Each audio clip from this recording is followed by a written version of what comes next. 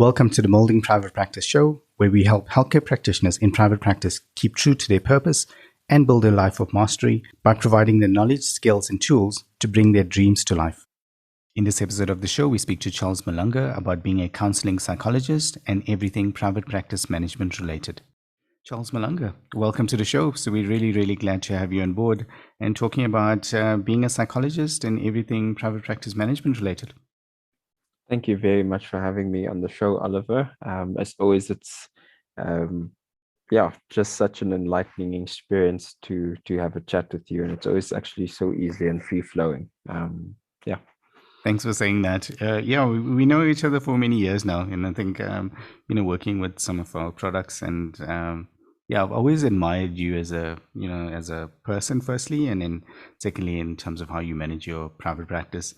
So and that's the reason we're doing this. I'm glad that Shaz could get it scheduled in, because I think we tried a few slots, but I'm really glad to have this conversation.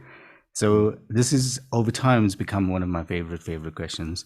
Is when you we had standards, but now grades. But before you grade 3 or 4, someone, and it's normally always at a family gathering or something, they always ask you, what do you want to do when you grow up? So what did a young Charles, how did the young Charles answer that? Was it psychologist? Oh, wow. You've thrown me right under there. Sure. What did I want to do when I was 8, 9?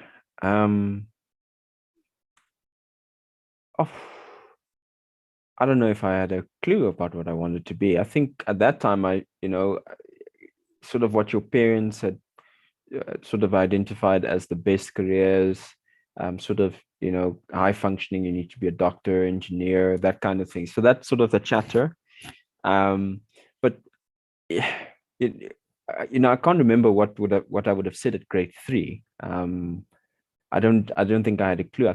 I think at that age, I thought it was a bit too far away, but maybe a few years down the line, I would have said I wanted to become a priest. Funnily enough, because I grew up in a Catholic home, and that was sort of a big part of my life. I was an altar boy, and I think that slowly and progressively started to fade away. But I think the core of what I wanted to do was always with people, and working with people, and helping people understand just some greater meaning in their life. And I think by the time I got to middle of high school, I already knew that I wanted to do healthcare work, and I think the psychology side of things appealed to me, because I think I was always a curious person about why people did the way they did it. I wanted to help, and I think in many ways, I think my childhood and how I was raised cultivated just sort of an interest in health work and helping people and psychology. And then I think by the time it was in grade 10, grade 11, I knew it was, psychology was sort of what I wanted to do. I think, or at least healthcare work was what I wanted to do. So I think in a long and winded way, that's sort of how I got there. And from early on, I always knew it was working with people. Actually, I'm so glad that you actually found that. I mean, you're quite blessed to actually have known that it was going to be healthcare even in high school. I don't think in our school, like many people chose that, because they would ask you that, because you had to choose your subjects, when you got to grade 10, standard 8 or so. What did you want to become? But when I was younger, I always wanted to become a pilot, because I used to watch a lot of Airwolf. And I thought, that was like the coolest thing ever, was to, fly that helicopter. But I'm glad how and I think what you said there was people centric. I think that was quite, we spoke about knowing yourself, in the other episode with Moulding Health. And I think from an early age you seem to have gotten that right. I mean, and I think the other thing is, I mean, from for those that don't know what psychologists do, which I'm sure there's very few people, but it's quite nice, and in many ways, it's almost like a jigsaw puzzle, with each patient, and it's helping them in the best way. And I think so. You guys, you do an amazing job, with that. It's also quite a demanding profession. I think, lots of people don't realize that. And I normally see this, with our clients when they say, I have to take a break now.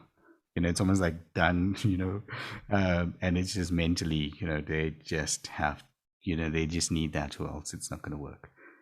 Do you find that as well? Was it a challenge? I know we didn't come to the private practice part, but do you find that from a profession point of view, is that a true reflection? Yeah, I think you have to really be good at knowing what your capacity is, and pacing yourself. I think maybe this is a good opportunity to let you know that I'm probably taking uh, quite a few weeks off in June, July. That doesn't um, matter. but I yeah, you have to pace yourself. I think, I was speaking to a colleague, because we sort of want to move towards a consolidated practice, for the psychologists at our hospital. And we were speaking around, contracts, and how we would structure it, and what we sort of, felt was the appropriate amount of time for people to take leave and that kind of thing. And, we both sort of came to the understanding that 6 weeks is actually ideal for a healthcare worker. And, so that works out to, 5 times, 6, which is 30 days. I would say, especially in the way that we work at our hospital, that is sort of the sweet spot, because then it allows people to, take maybe 3 sets of holiday. It depends on how they want to use it, but 3 sets of breaks that are about 2 weeks. And the first week you can really unwind, and sometimes you get sick in that first week because of all the suppressed stress and stuff. And then in the second week you can sort of just get back to yourself. It's not ideal. I don't in any way advocate for people working themselves into a point that they have to get sick in the first week of leave. But that's sort of what my experience I found it to be. I think in their ideal world it would be to take a week every take a week off every second month or so. But sometimes it just doesn't work in that way, not by choice, and not by design. I would say you sort of find that you have to take a longer period in a more quiet period of the year, and that sort of thing. So many of the banks actually have, I think that is their standard, about 30 days or so, 25 to 30 days. So I don't think you're too far off the mark. And I think what I like about the conversation is that you're being very intentional about it, rather than saying, you need to fit your life and your, the profession into what you think it should be, like 15 days or something. I think 15 days is too little. Any stretch of them, of any work environment. I know before we had children, I mean, Ingrid and I would take every 3 months we would take at least a week, if not 2. And I think we could do that because obviously the rates are better because it's not school holidays and stuff like that. But it used to work like a charm, to be able to do that. And then I think when we had children, then you obviously have to take it when the school holidays happen, which is actually not too bad as well, because it's obviously every 3 months you're forced to then. So yeah, but I think the point is be intentional about it, which I'm glad that you're doing. Coming back to the studies though, and I think so for anyone listening to this, I mean, becoming a psychologist is not a trivial thing. And I always want to stress that, because people say, I want to be a psychologist, and they don't realize that actually it's not just getting a major in psychology before you could become a psychologist. Did you find that process was easy enough, from the time you decided you want to become a psychologist to the time that you actually became a psychologist? I think maybe what I was fortunate was that I had clarity about, what the sort of hurdles were going to be. And oddly enough, I felt confident that I would, manage to overcome those hurdles, although not in every instance that I feel that I was. Sometimes there were some scary moments where I thought, oh, maybe I won't make it. But yeah, I think it was a pretty straightforward thing. I mean, you do your undergraduate, you do your honors, and then you do your professional masters, and then that's when you start practicing, or you do your internship, ComServe, and then you can register for independent practice and start practicing. So yeah, I think it's a process. It's really a journey, and if you are just at the start already looking at the end, then you'll hate it. If you're impatient and you think, okay, I just want to have my own practice, and sort of have this picture of how they look in the movies and how they ask, how do you feel, and stuff like that, it'll be a very frustrating process. You'll hate it, and more often than not, you end up not being able to overcome the hurdles, because you have to be there in that moment in front of you. So you have to sort of go with each step and each phase, because it's an important part. It's sort of like, I think my sister called it, it's sort of like a rite of passage. I like that. Each hurdle that you go to, and it helps you sort of reinforce your desire or your passion for the profession. So yeah, I think in a long-winded way, that's how I would address that. Yeah, because people always talk about accountants, 7 to 8 years. They talk about doctors, they talk about, law and stuff like that. They don't realize actually psychologists 8 years, eh? So if you, from the time you decide that to the time you qualify, it's 8 years, and so I think there's a certain amount of respect, for that, because you do have to be an academic at heart, to be able to get those 3 degrees, firstly. Then I think you need a certain amount of, like, I was going to say resilience. Well, I was going to say, stamina, but it's resilience is probably a better word, to get through internship in ComServe and, your first job, wherever that was, to be able to understand how the profession works. Because I find, many psychologists, they always say, when they got out of, like, even ComServe, they weren't quite sure what they, like what they're doing. They figured that part out as they, worked and stuff like that. It's almost like you get the skills, but it's once you start working with people. Did you find that as well? Was it a easy transition? Um, I sometimes when I think about my psychology journey, I really would say that there was a lot of good fortune on my side, because I had lots of not so much colleagues, but classmates and people that applied that didn't get into the masters and that, and I was fortunate enough that I just went through all the hurdles at first attempt. And then even going into finishing university related stuff and moving into private, I found that I don't want to say it was easy in terms of like the growing pains and all the difficulties of starting up a practice and managing that. But if I look back in hindsight, in many ways, I felt like, it just sort of happened. It was like it was meant to be. I met challenges, but I never really met overt resistance that discouraged me from doing it. It was always a challenge that I felt that I could take on, or I could manage, or if I put my effort into it, that it could be something that I could overcome. So there has been challenges, but they were, I almost want to say, they were growth pains and rites of passage towards doing the profession. I Yeah, always try to. that's Yeah, sorry. I was just going to say, I always try to unpack that, because everyone, not, I won't say complains, but mentions, how difficult it is to get into masters.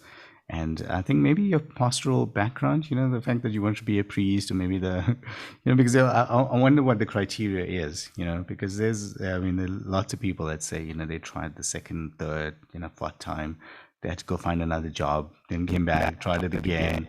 But I'm glad. I'm glad in terms of your story. of how that worked. And is it fair to say that I remember that you had a bit of an academic background as well, because you were lecturing at at some stage as well. Was Um, there always an inclination toward that? well, I mean, that was a very short part or stint.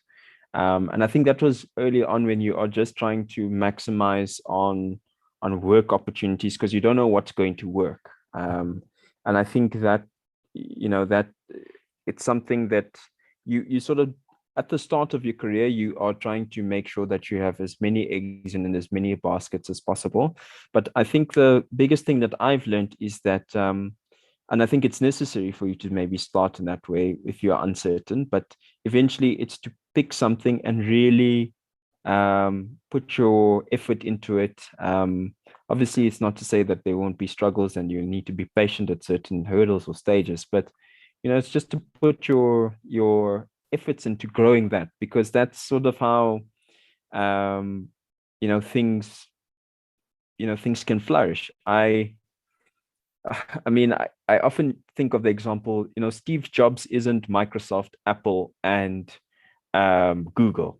Steve Jobs is just Apple, so you have to invest yourself and pick one thing and sort of grow in that. And that's most things in life. It's how much of your time and yourself you invest into something, and believe in the project that you are embarking on. And I would say that that's probably the advice that I'd offer to any practitioner is that once you find something that really sticks with you and really fits with you, then give it a go.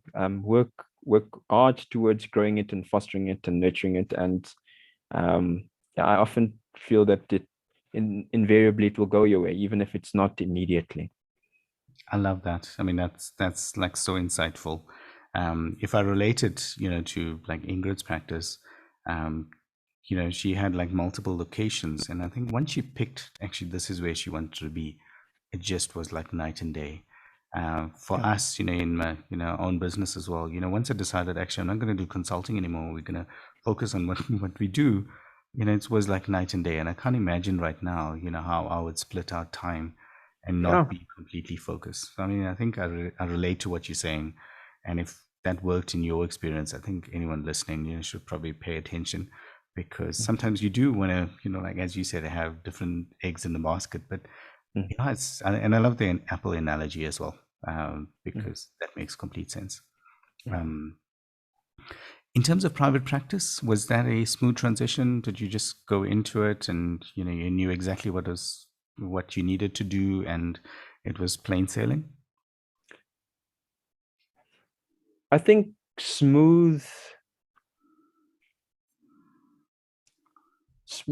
would be how I was able to transition into that sphere of functioning. I find myself to be an independent person,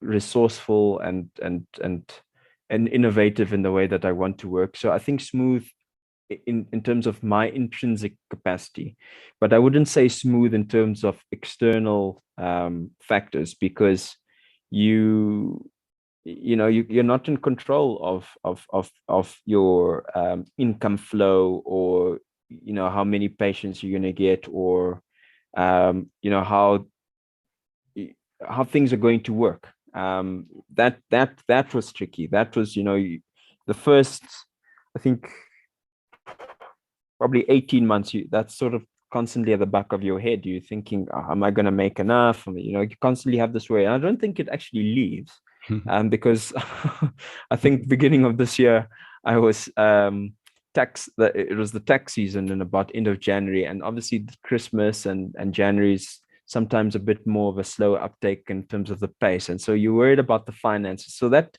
never really goes away. You always sort of have that lingering at the back of your mind, and then in some instances then it becomes more in your face. um but for the most part, I think it's the momentum. Once you pick up some of that momentum, then you trust the process. you understand how the ebb and flow of private practice works, and then then you become more at ease and you become more comfortable. And I think the longer that you are in private practice, obviously the more relevance and more exposure you get, and so eventually that creates a sustainable way of growing your practice, but also relevance amongst the healthcare space, and that sort of stuff. So yeah. Yeah, so I think what I take out of that is, I mean, for anyone that's used to maybe a fixed salary that goes out of the window, I mean, it is very erratic, and Yeah. depending on the month of the year, or depending on what's happening. I mean, COVID was a good example of this. How practitioners had to pretty much just figure out a new model. Whether you liked it or not. Like you had to figure out this model of Zoom or Teams or whatever Yeah. was your choice. Yeah.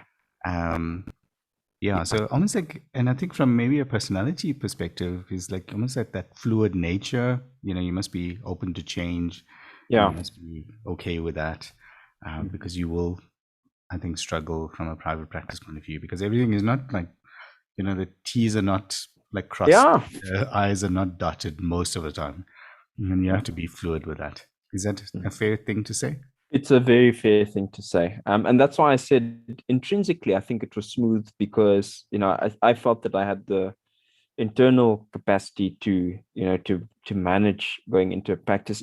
I think the thing about private practice is that you're not a psychologist alone. You are a, business person. You are an administrator. You wear many hats. You also develop an understanding of tax that you didn't think you needed to understand, so it grows you and it expands you in ways that you didn't even imagine initially, and that were maybe even scary initially, but it's part and parcel of it. It's part of the territory, if you want to say that, that these are all the sort of roles. But if I look back in hindsight, I don't think it would have done me any harm to maybe work with someone, just to grow my confidence in myself, and also to just give me a sense of ease, transitioning as an independent practitioner, and then eventually at some point move out on my own. I think there's no right or perfect time to take the leap, that I would say. But yeah, I think if you are uncertain and you are feeling that you're not quite sure if you want to take this immediate leap, and finances is something that will really worry you and it will cause dysfunction in you, I think that's important. If you taking the leap mustn't hinder you, and take this, cause dysfunction with you, and you can't actually operate and you feel like you're freezing. It must be a step that you take and a challenge that you are willing to overcome, because if you suddenly start feeling helpless when you make the transition, then I wouldn't say that that's the best thing for you, starting off into a private practice. Not saying that you can't feel helpless, but you just be wary of when it becomes a bit dysfunctional. The other thing, so I must say, I mean, having worked with you, that you're one of the few practitioners that from the first time we met, you seem to have like quite a mature view on like finances, and how the practice would work, and also dealing with clients, and unpaids and things like that. I really appreciated that, and I'm not sure where that came from, but yeah, it's definitely been interesting, like watching how you approach it, and like our experience of how other practitioners approach that. But you definitely seem to have your handle on it a lot more. Is there something that gave you I mean, did you train for it in a certain way, or how did you manage that initially? I think what I maybe should have also maybe mentioned is that I was lucky in terms of the psychologists that I surrounded myself with, in that point in time. And I think that also intrinsically gave me a sense of confidence that I can make this work, because I asked for help. I asked for how do people do this stuff. So I got an idea, and right from the start, everyone was always saying that the first 3 years is always the difficult. So I was prepared for war. I was prepared for really difficult moments. But I think the support that I got from colleagues, from supervision, from mentorship was invaluable. And it's not even something that I can quantify.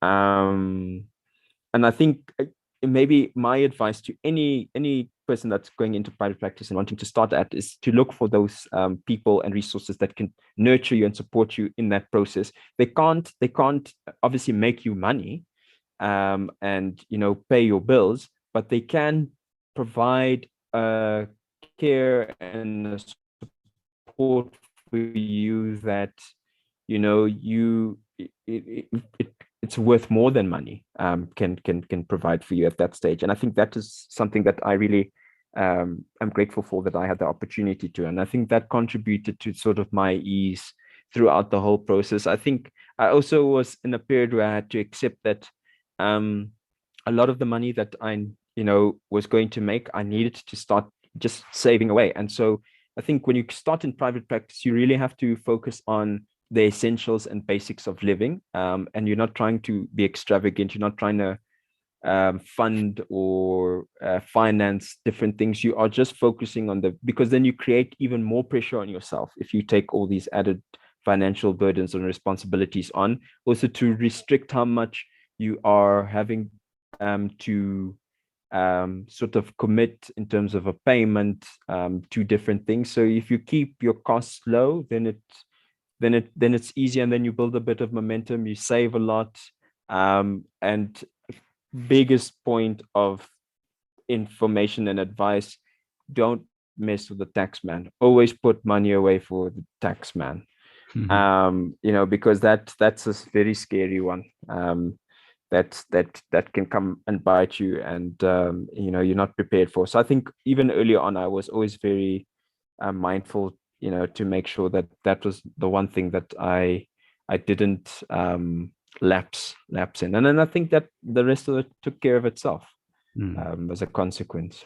And that's a maturity part that I was talking about, is that not many people think about it. You articulated it exactly as I kind of had it in my head. But it's like knowing what those factors are, and knowing firstly that you can't control some of those things, like the tax stuff. But I find, many people, it's almost like a surprise when this stuff happens, and it's like, but this is like part of like how, you need to run your private practice. So I think get the right skills, maybe get the right mentors. I think what you mentioned there, it seems to be the story with every practitioner that we've had on the show so far, whether that's a psychologist or a dietitian or an OT. They all mention that there's someone, or maybe sometimes there's more than one person that guides them. And I find that's amazing. So for anyone that's considering going and becoming a practitioner and then going into private practice, look out for that person, because they're normally around, and don't be.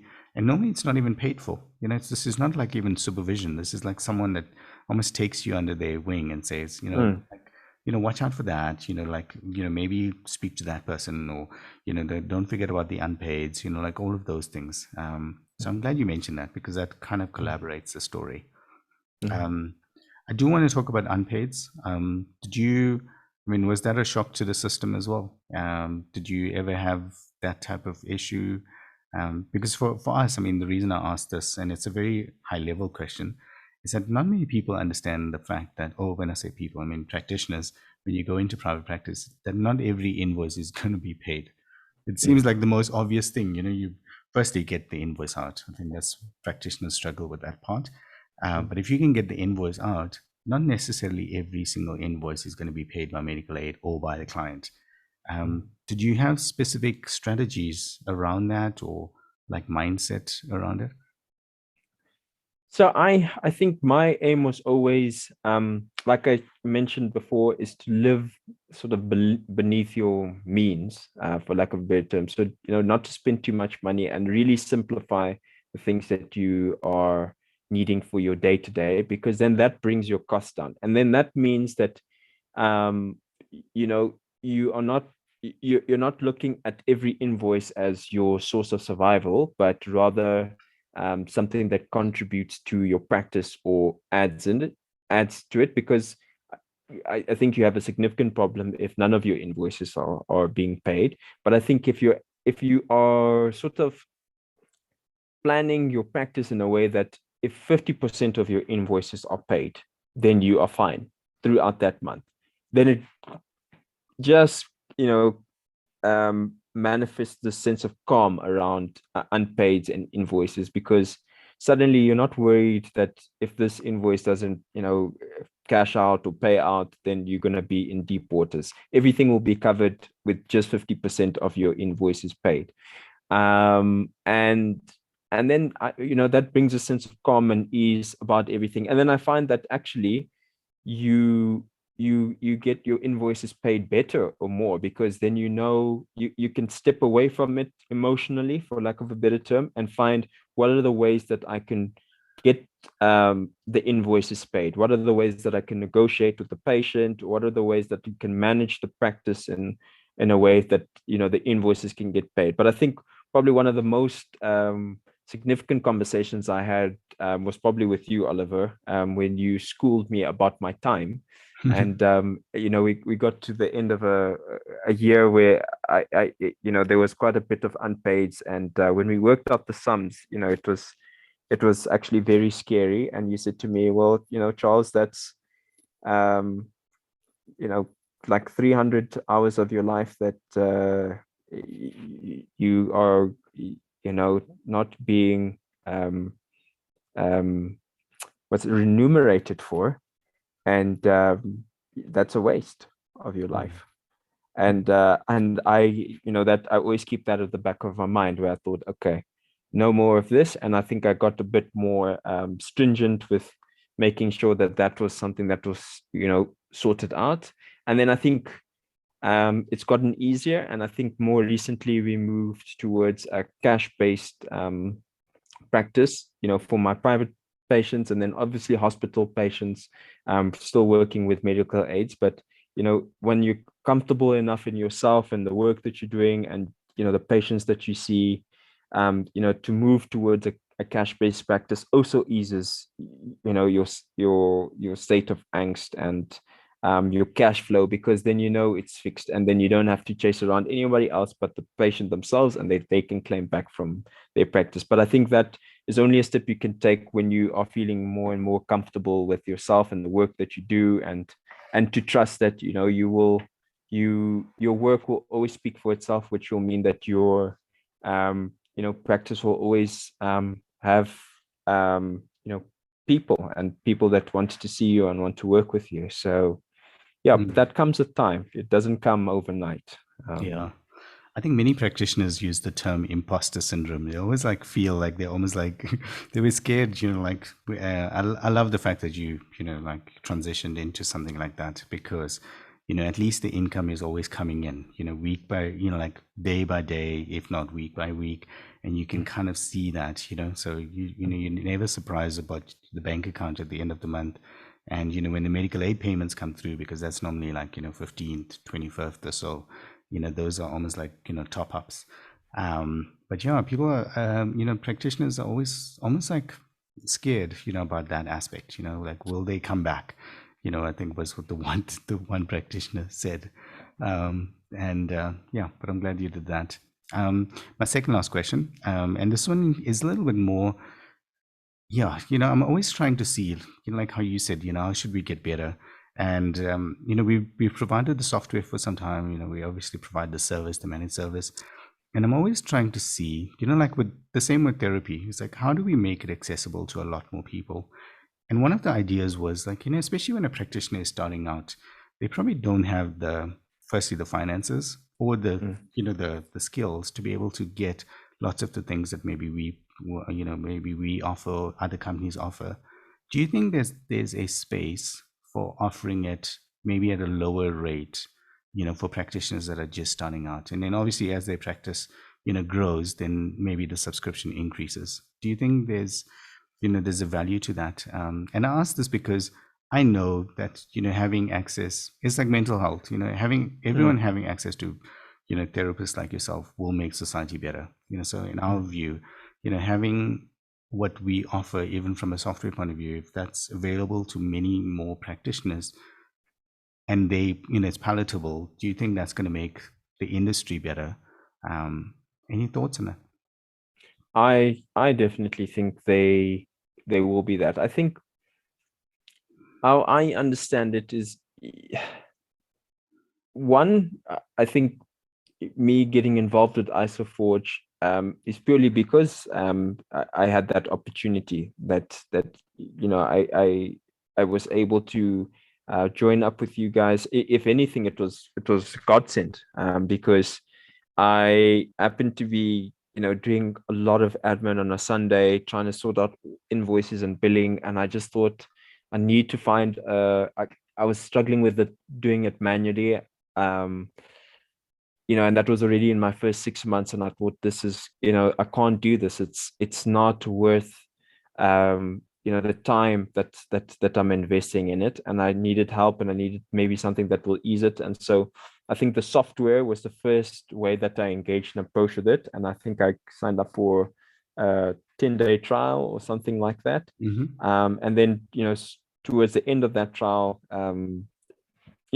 you guys reached out to me and told me about the product, and I met and I sat down, and you said, well, this is what we can do for you. We can help you start off for the first 6 months and at this kind of rate, and then we gradually increase it to what the value of this service is and what the fee is. And I think that was incredible, because it actually supported my growth and development.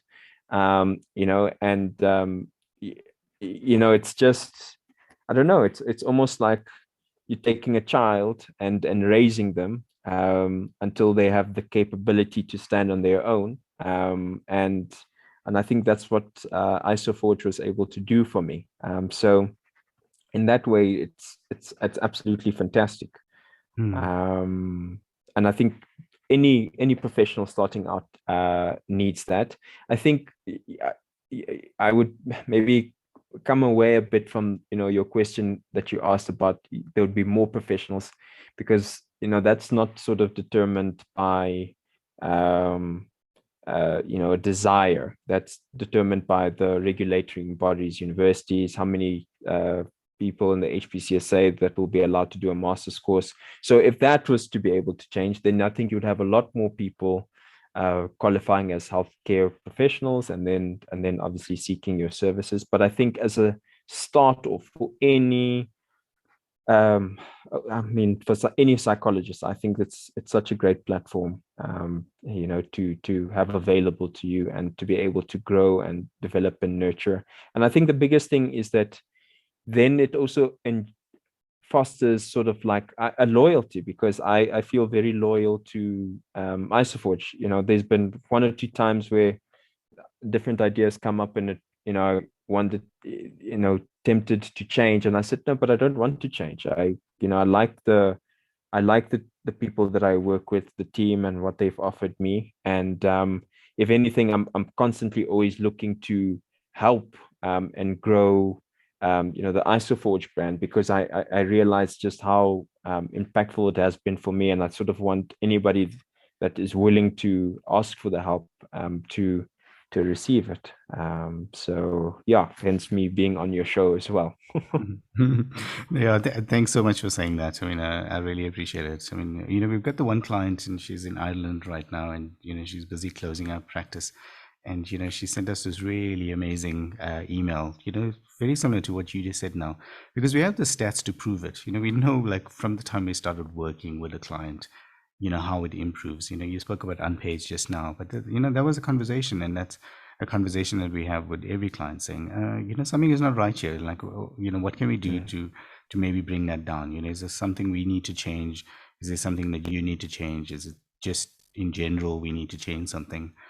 And I think people don't realize that. And for us, my question wasn't about getting more practitioners on Mm. from an industry point of view, but even the practitioners that are already in the industry, I think there's more than Yeah. enough that that we would ever need. But even with those practitioners, there's some level of hesitancy about moving to a platform or a software or something, and I find that is in some ways sad, because what you said about this Sunday thing, I think with those practitioners, I want to see how do we make it more accessible, because we know it, it could be better, because there's Mm. probably better things to do on a Sunday than doing that part, or Mm. having to phone someone and say, what about this unpaid account, or even phoning Discovery and saying, Mm. actually, like this paid is not, this claim is not paid. What can we do? That takes about half an hour. I think you Mm. have better things to do, in terms of helping other people, rather than sitting with Discovery and doing Mm. that. So that's just my thoughts. Mm. That's the reason, I'm thinking, how do we Mm. evolve into something like that to be able to make it more accessible? Yeah. And my last one before we close up is, I know we try again with the mold, like with the Molding Health Show, we try our best to ask the right questions. But is there anything around being a psychologist or going to private practice that you thought I should have asked you, but I didn't?